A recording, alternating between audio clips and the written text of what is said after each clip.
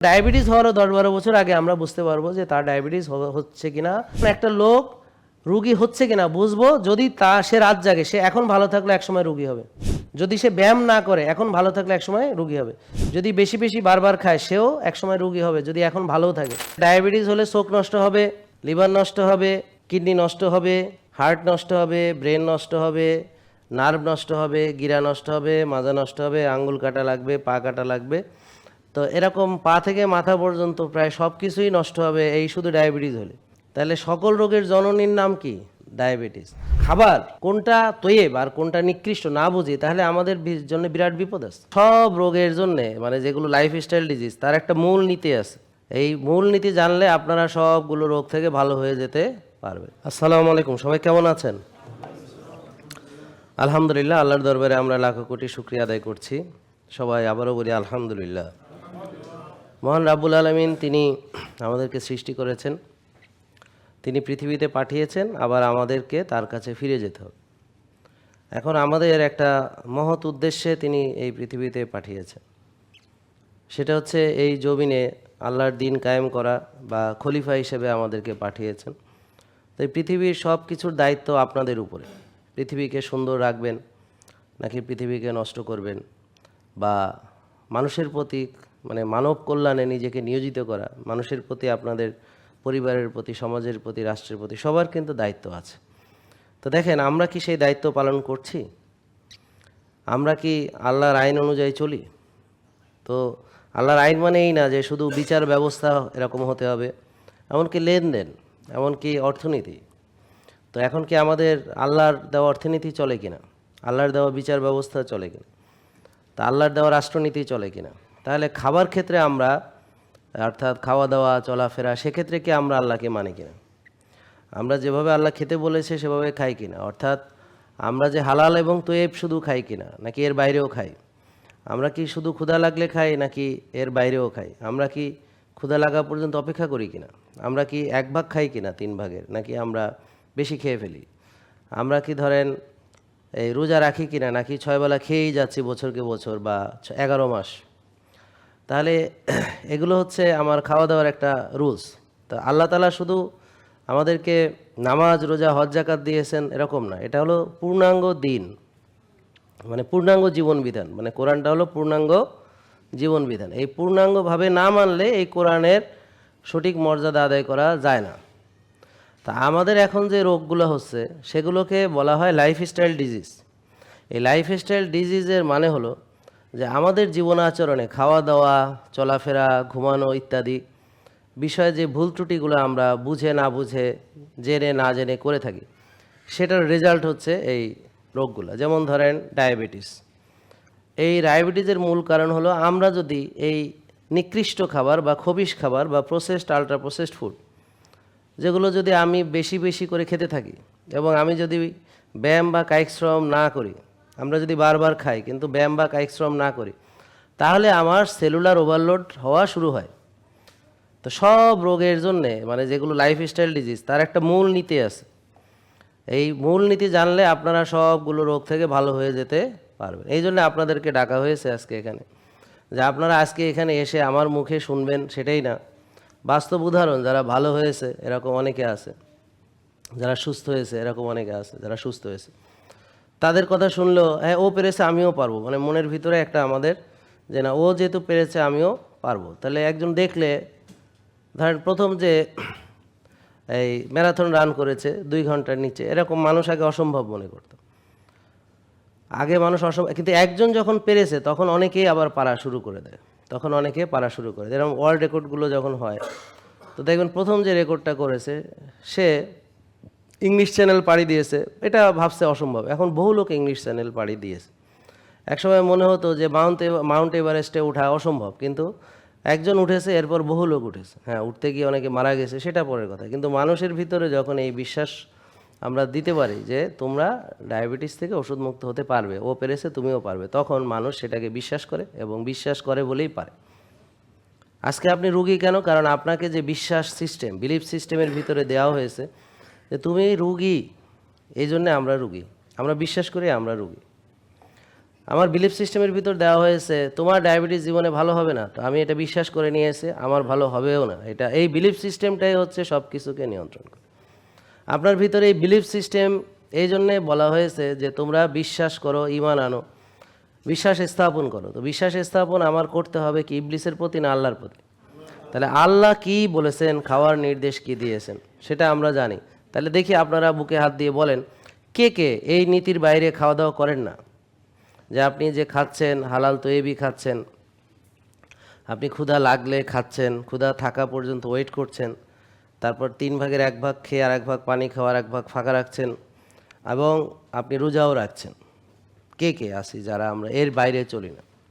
তার মানে আমরা একটা লোকও নাই যে কোরআনকে মানি। দেখেন অবস্থা, আল্লাহর আদেশ মানি এরকম একটা লোকও নেই।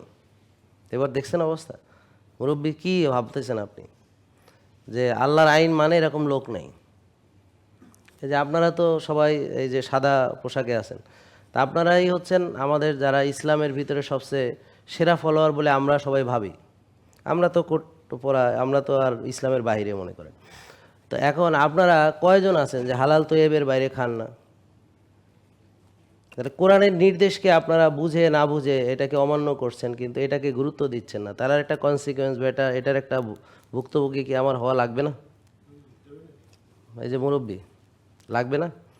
যে আল্লাহ বলেছে এটা করো, আপনি সেটা করছেন না, এটার কনসিকুয়েন্স ফেস করতে হবে না নাকি? এটার একটা পরিণতি ভোগ করতে হবে না? এই পরিণতি হলো 60-70 ধরনের রোগ, তার ভিতরে ডায়াবেটিস হলো একটি। এবং ডায়াবেটিসের কারণে কি হয় জানেন? চোখ নষ্ট হয়ে যেতে পারে। এটার নাম কি? ডায়াবেটিক বল, ডায়াবেটিক রেটিনোপ্যাথি। এক্সেলেন্ট। হ্যাঁ, ও কিন্তু ডাক্তার না, বাট ও নিউট্রিশনিস্ট, এই বিষয়ে তার পড়াশোনা আছে, জানাশোনা আছে। তো এখন আপনাদেরকে সবাইকে এটা জানতে হবে, ডাক্তার হওয়া লাগবে না। তাহলে রেটিনোপ্যাথি বলেন কি? রেটিনোপ্যাথি, বুঝতে পারছেন কি বলছি? চোখের প্রবলেম, ডায়াবেটিসের কারণে যে চোখ নষ্ট হয়, এটার নাম সবাই বলেন কি? রেটিনা। চিনেন রেটিনা? রেটিনা, এই রেটিনাতে প্রবলেম মানে রেটিনোপ্যাথি। প্যাথোলজি মানে প্রবলেম, প্যাথোলজি মানে প্রবলেম, ফিজিওলজি মানে নর্মাল অবস্থা। যেমন আপনার ব্লাড সুগার লেভেল এখন 5, এটা হলো ফিজিওলজিক্যাল রেঞ্জ, মানে আপনার এটা নর্মাল অবস্থা। এটা যখন 25 হবে তখন সেটা অ্যাবনর্মাল, নাম হবে ডায়াবেটিস। কী নাম হবে? তাহলে এটাকে বলে প্যাথোলজি। এই যে আমরা প্যাথোলজি টেস্ট করি, মানে এটা রোগ নির্ণয় করার জন্যে, এটা হলো প্যাথোলজি। তা আমরা প্যাথোলজি যে চ্যাপ্টারটা, এটা হলো রোগ সংক্রান্ত আলোচনা হয় সেখানে। আর ফিজিওলজি হলো আমার নর্মালি কত থাকা উচিত, আমার ব্লাড সুগার লেভেল কত থাকা উচিত। তো এটা 5 থাকলে এটাকে বলে ফিজিওলজিক্যাল রেঞ্জ, বা বলতে পারেন আল্লাহ যেমনটি পছন্দ করেন সেই রেঞ্জের ভিতরে আছে। মানে আল্লাহ কি পছন্দ করেন? আপনারা রুগী হন? আপনাদের কি আল্লাহ কোরআনে আয়াত নাজিল করছে যে তোমার করে পাঠাইছি রুগী হওয়ার জন্য পৃথিবীতে? তোমরা কে কার আগে রুগী হইতে পারো এটার কম্পিটিশন তোমরা করবা, কইরা কে কার আগে ডায়াবেটিস বানাইতে পারে, কে কার আগে প্রেশার বানাইতে পারে, কে কার আগে হার্ট অ্যাটাক হইতে পারে, এটা কি বলছে? তাহলে উনি চান না যে আপনারা এই কন্ডিশনের মধ্যে যান। উনি তাহলে কি চান, কি পছন্দ করেন? যে আপনারা সবাই ভালো থাকেন। এই ভালো থাকার জন্যই আপনাকে 5 ওয়াক্ত নামাজ মসজিদে যেয়ে পড়তে নির্দেশ দিয়েছেন। যে তাহলে কি হবে? তাহলে তার ডিসিপ্লিন ঠিক হয়ে যাবে, সময়ানুবর্তিতা এবং নিয়মানুবর্তিতা। এই দেখেন এখন কয়টা লোক আসছে, দেখবেন একটু পরে আবার এখানে ভরেও যাবে। কিন্তু দেখেন ঠিক 10টার ভিতরে যারা আগ্রহী তারা এসে বসে গেছে। এই যে ও আসছে আমেরিকা থেকে, ও বসছে সবার আগে। হ্যাঁ, এই চেয়ারটা সে বসে, তার একটা চেয়ার প্রিয়। হ্যাঁ, চেষ্টা করে এই চেয়ারে বসতে। তাহলে এরকম আমরা ক্লাসে গেলে আগে কি করতাম? ফার্স্ট বেঞ্চে বসার চেষ্টা করতাম। তো যারা শিখতে চাইতো, আর যারা শিখতে চাইতো না তারা লাস্ট বেঞ্চে বসা ঘুমাইতো। তারপরে ওই নিচে, এখন তো মোবাইল আছে, তখন ওই গল্পের বই মানে বইয়ের মধ্যে রেখে পড়তাম আর কি, বুঝতে পারছেন? অন্যান্য দুষ্টামি সেই আমলে যেগুলো অ্যাভেলেবেল ছিল সেগুলো করতাম।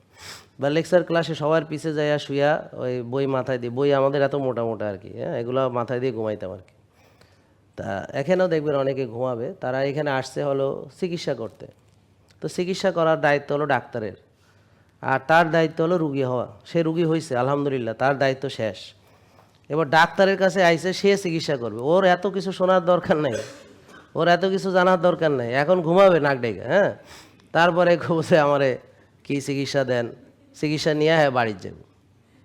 তো এটা হলো আপনাদেরকে শেখানো হয়েছে যে তোমাদের চিকিৎসা হইলো ওষুধ কতগুলা, তো ওষুধ খাইলে তোমরা চিকিৎসা হইলো, হ্যাঁ, তো চিকিৎসা হবে ওষুধ খাইলে, বেশ ভালো কথা। তো এখন দেখেন আপনারা ওষুধ খেয়ে ভালো হইতেছেন। ডায়াবেটিস কার কার আছে এখানে, কার কার ডায়াবেটিস আছে? আপনি ওষুধ খান কত বছর বোন? Only 3 years. তা তো আপনি মানে নবীন ডায়াবেটিসের জগতে, আপনাকে কেবল নবীন। এই যে মা, আপনি কয় বছর? 16 বছর, হিসাব করে বলতে হচ্ছে। হ্যাঁ, 20 বছর, এই তো হিসাব করে দেখছেন, সেটা তো ভুল হয়েছে। কারণ এতদিন যে ওষুধ খাইতেছি 20 বছর, রোগ 20 বছর, মানে এতদিন যে আমাকে হিসাব করে বের করতে হচ্ছে। তাহলে উনি একজন পারফেক্ট রুগী মনে করেন, এবং অভিজ্ঞতা সম্পন্ন, আর আপনি হলেন নবীন শিশু রুগী। হ্যাঁ, তো এখন উনি নিশ্চয়ই ওষুধ খাচ্ছে 16 বছর, কিন্তু উনি কি ভালো হয়েছে? ভালো হইলে এখানে আসতো? তো ওষুধ খেয়ে এখন ইনসুলিন নিচ্ছে, জিজ্ঞেস করেন, বলে হ্যাঁ ইয়েস, 6-7 বছর ইনসুলিনের বয়স। তাহলে উনি একটা রুগী হিসেবে মনে করেন অভিজ্ঞতা সম্পন্ন, অনেক বছর ওষুধ খাইছে, এখন ইনসুলিন নিতেছে, তাই না? এর একটা দাম আছে। তো এখন জিজ্ঞেস করেন, উনি কি ডাক্তার দেখায় নাই? উনি কি ডাক্তারের টাকা দেয় নাই? উনি কি প্রেসক্রিপশন কেনে নাই ডাক্তারের থেকে? কিনছে? ভালো হয়েছে? ভালো হলে এখানে আসতো তাই মনে হয়? জীবনেও না। আমার কাছে মানুষ আসে হলো না পাইরা, যে আমি ব্যর্থ হয়েছি, এখন আর কোনো উপায় নাই, এখন আমার অনেক বছরের সাধনা, হ্যাঁ, সুস্থ হওয়ার সাধনা না, মানে রুগী হওয়ার সাধনা, হ্যাঁ, তো এইটার একটা মনে করেন পূর্ণাঙ্গ একটা রূপ ধারণ করছে। তো এখন আমি আর কি করব, অনেক দিন করছি অবহেলা, নিজের প্রতি অত্যাচার, নির্যাতন। তো এখন নিরুপায় হইয়া, যেমন নিরুপায় হয়ে আজকে এখানে হাজির। ভাই আপনি কি রোগ আছে নাকি? এই যে ভাই আপনার বাম পাশের জন, ওই যে কয়টা রোগ আছে? প্রেশার, ডায়াবেটিস, আর লাগে না, কিং অ্যান্ড কুইন। 2টা রোগ হলে বাকিগুলো হবে। তাহলে ডায়াবেটিস হলে চোখ নষ্ট হবে, লিভার নষ্ট হবে, কিডনি নষ্ট হবে, হার্ট নষ্ট হবে, ব্রেন নষ্ট হবে, নার্ভ নষ্ট হবে, গিরা নষ্ট হবে, মাজা নষ্ট হবে, আঙ্গুল কাটা লাগবে, পা কাটা লাগবে। তো এরকম পা থেকে মাথা পর্যন্ত প্রায় সব কিছুই নষ্ট হবে এই শুধু ডায়াবেটিস হলে। তাহলে সকল রোগের জননীর নাম কি? ডায়াবেটিস। আর যার ডায়াবেটিস এবং প্রেশার দুটোই আছে, তার জননী, মাতা পিতা সবই আছে। তো তার এই প্রেশার থেকে হতে পারে হার্ট অ্যাটাক, প্রেশার থেকে কিডনিতে সমস্যা, প্রেশারের কারণে হতে পারে আরও এরকম অনেকগুলো সমস্যা। বোঝা গেল? তেমন এগুলো কমপ্লিকেশনস, বুঝেন? কমপ্লিকেশনস মানে কি? মানে রোগ একটার কারণে আরও কয়টা সমস্যা বাড়ে। যেমন ডায়াবেটিস রেটিনোপ্যাথি, মানে চোখ নষ্ট, নিউরোপ্যাথি, নার্ভ নষ্ট, নেফ্রোপ্যাথি, কিডনি নষ্ট, এরকম নানান নামে ভারী নাম কাম আছে আর কি। সহজ কথা হলো ব্রেন নষ্ট, অ্যালজিমার্স, ডিমেনশিয়া, বুঝছেন? এই বোন, আপনি ভুলে যান নাকি? মাঝে মাঝে ভুলে টুলে যান? 1 সেকেন্ড পরেই ভুলে যায়। তো একটু আগে আপনারা কি বলছি ভুলে গেছেন তো? হ্যাঁ, তাহলে ডায়াবেটিস যাদের হয় একটু পরে সব ভুলে যায়। এবং এই ভুলতে ভুলতে এমন অবস্থা, ওনার পাশে ওনার আপন হাজব্যান্ড যদি থাকে, কিছুদিন পরে বলবে তুমি কে, মানে ভুলে যাবে। এটা হলো ডিমেনশিয়ার খুব মানে অ্যাডভান্স স্টেজ। হ্যাঁ, ডিমেনশিয়ার অ্যাডভান্স স্টেজ, যে আপন স্বামীকেও সে ভুলে গেছে। তবে এখানে একটা সুবিধা, যে সকালে স্বামী কি কইছিল খারাপ একটা কথা, এটা ভুলে গেছে, এটা একটা ভালো দিক। আর ওই কটকটি সালে কি বলছিল এটা মনে করে ঝগড়া, এটা আর করতে পারে না। কারণ এটা মজার ব্যাপার হলো, সব ভুলে গেলেও সেগুলো ভুলে না। মানে মরার আগে এইটা শুধু মনে থাকে, অমুক দিন অমুক কথা বলছিল, তমুক দিন তমুক, এটা মনে, কিন্তু আর সব ভালো কথা ভুলে যায়, কিন্তু ওই খারাপটা মনে থাকে। এবং আপনি নিজে বললো ভুলে যায়, আপনি এখন ওনাদের দুইজনকে ঝগড়া করতে দেন ওর হাজব্যান্ডের সাথে, দেখবেন ও সবই মনে আছে। 10 বছর আগে তারে কোন কথা বলছিল, 15-20 বছর আগে কোন কথা বলছিল, সব দেখবেন ঝগড়ার ভিতরে সে বলতে পারবে। ব্যাপারটা বুঝতে পারছেন? কেন? কারণ এগুলো সে সারাক্ষণ রোমন্থন করে, স্মৃতিকে রোমন্থন করে, ভাবে, সারা দিন রাত এটাই ভাবে, ঘুমাতে গেলে ভাবে, ঘুম থেকে উঠে ভাবে।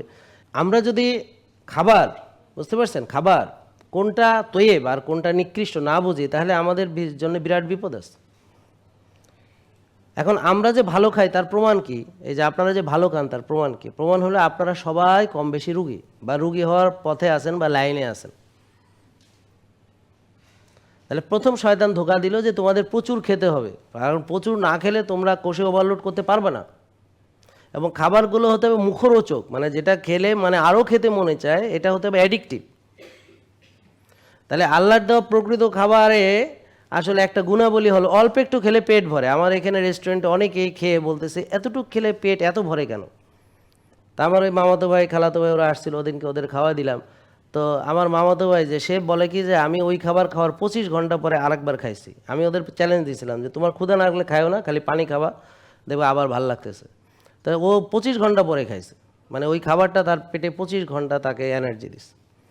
তাইলে রিয়েল ফুডের গুণাবলী হলো একবার খেলে অনেকক্ষণ পরে তার আবার খাওয়ার ইচ্ছা জাগে, চাহিদা।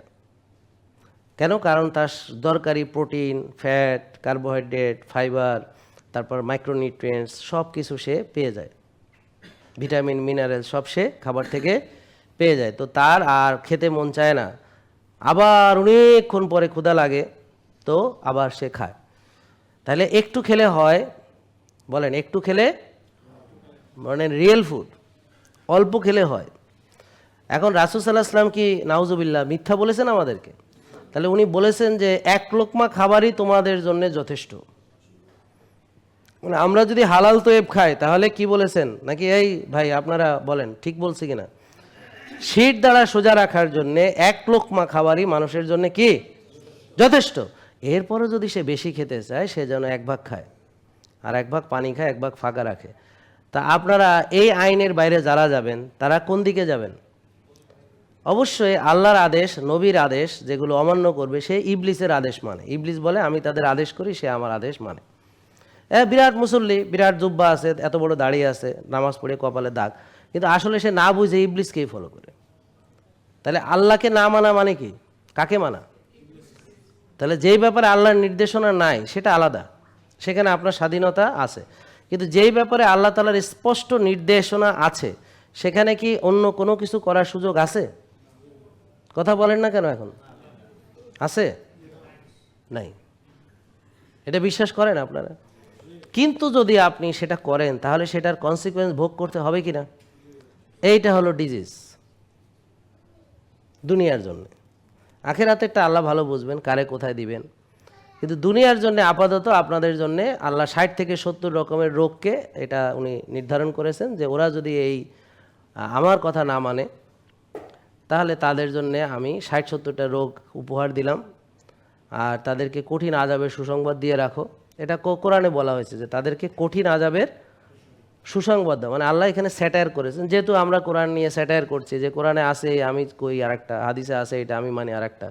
তো এটা হলো এটাকে কোরআন অবমাননা করা বা এটা নিয়ে অঙ্গরসিকতা করা বা স্যাটায়ার করা, যে আল্লাহ কইছে 1 ভাগ খাইতে এবং 1 লোকমা খাইতে, আমি 100 পথ খাইয়ে দেখাবো যে কিভাবে সীমা লঙ্ঘন করতে হয়। তো যখন সবাই মিলে সীমা লঙ্ঘন করা শুরু করবে তখন খাবারের চাহিদা তো বেড়ে যাবে। একদল খেতে পাবে না আর একদল জমের খাওয়া খাবে, তখন বলবে খাবারের চাহিদা লাগবে, আরও উৎপাদন লাগবে। তখন তারা বলবে এই নাও সার, এই নাও কেমিক্যাল, এই নাও এই নাও সেই।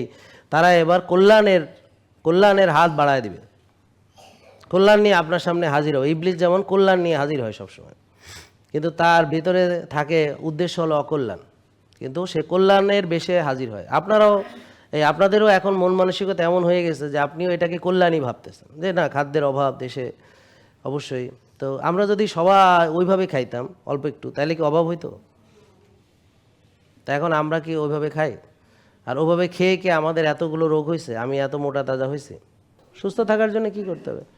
ব্যায়াম করব বা কায়িক শ্রম করব, নিত্যদিন কাজ করলে এটা বেশি ভালো। সাথে ব্যায়ামও করলাম, বাট পরিবারের অন্যান্য কাজ করলাম, সাথে জিমেও গেলাম আধা ঘন্টা, ঠিক আছে।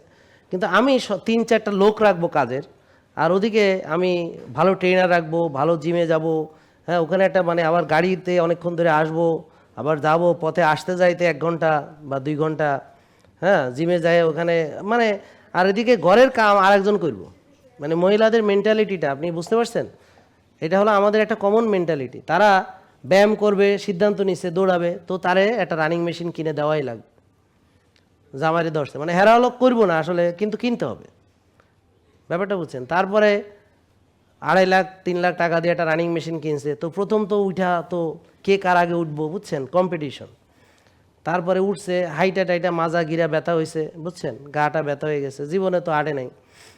তা এখন কয়দিন পরে দেখবেন রানিং মেশিন আর কেউ নামায় না, ওর মধ্যে আলনা বানাইছে, কাপড় চোপড় সব ওখানে ধুবায় রাখে, বুঝছেন, ওটা হচ্ছে নতুন আলনা, মানে ঘরে আলনার অভাব পড়ছিল, ওখানে শেষ। তার ওই প্রথম তো টাকাটা খরচ হইলো। তো এরকম বহুত লোকের ঘরে দেখবেন এরকম রানিং মেশিন ভাঁজ করা আছে এবং সেখানে কাপড় চোপড় সব থুপায় রাখা হয়। কি আছে কি না? থাক, জানতে চাই না কার বাসায় আছে। তাহলে আমরা টাকা খরচ করার জন্য উস্তাদ, কিন্তু আমার যে নিত্যদিন একটু সিঁড়ি দিয়ে উঠলাম, ধরেন একটু মসজিদে গেলাম, সিঁড়ি দিয়ে হাইটে গেলাম, আবার আসলাম হাইটে হাইটে 10-15 মিনিট করে হাঁটলাম, 6তলা 8তলা উঠলাম, কথার কথা বলতেছি। তারপরে মহিলারা তার সাংসারিক বিভিন্ন কাজকর্মগুলা যেমন আগে করতো, বাটাবাটি, এখন তো বাটাবাটি নেই, ওই যে ইসের মধ্যে দিয়ে সব ব্লেন্ডার করে ফেলাইছে। হ্যাঁ, তারপর রহিমার মা, করিমার মা, সকিনার মারে কয় কি, এই তুমি এইটা করো, তুমি ওইটা করো। তারপর ওয়াশিং মেশিন, ডিশ ওয়াশার। আমি বলি যে রিমোট কন্ট্রোল আর ভয়েস কন্ট্রোল দিয়ে সংসার চালায়, আর নিজের মাজাটা যত্ন করে আমাদের জন্য রেখে দেয় যেন আমরা কাটতে পারি সুন্দর করে। তো কয়েকদিন পর, স্যার আমার মাজা ব্যথা। কেন বোন, কী হয়েছে? আসলে আমি তো মাজার যত্ন করে রাখছিলাম, ব্যবহার করি নাই, এটা একটা কারণ। আর কি কারণ? কাজে আমার মাজার ক্যাপাসিটি ছিল 60 কেজি, আমি তারে দিছি 90 কেজি। 30 কেজি বেশি নিয়ে আসে, হাঁটে, টয়লেটে যায়, শোয়, ওঠে, বসে। তা মাজারও তো একটা শক্তির ব্যাপার আছে। এটা তো আর এসএস দিয়ে আল্লাহ বানায় নাই, এটা তো বানাইছে নর্মাল হাড্ডি গুড্ডি দিয়া। তো এই চাপে ব্যথা গালিয়ে গেছে, এখন কি হয়েছে, ডিস্কটা প্রলাপস হয়ে গেছে। আর এদিকে এমন ব্যথা করে, লাম্বা গো 60 ব্যথা, ট্যাং করে ঠ্যাঙের ওই কোনো লাভ দিয়ে ওঠে। তাই আর কি অতি যত্নে মাঝারি অবস্থা হয়েছে। তো খাওয়া দাওয়া করছে, মোটাসোটা হয়ে, বুঝলেন না, ওজন বেড়ে গেছে। তাহলে একটা কারণ হলো ওজন বেড়ে যাওয়া, ব্যায়াম না করা। যত্নে রাখা মানে কি, ব্যায়াম না করা। আর রাত জাগলে হাড় ক্ষয় হয়, অনেকে জানে না, রাত জাগলে হাড় ক্ষয়। আর আপনি কোন ধরনের খাবার খান সেটার উপরে আপনার কোন জিনিস গঠিত হবে।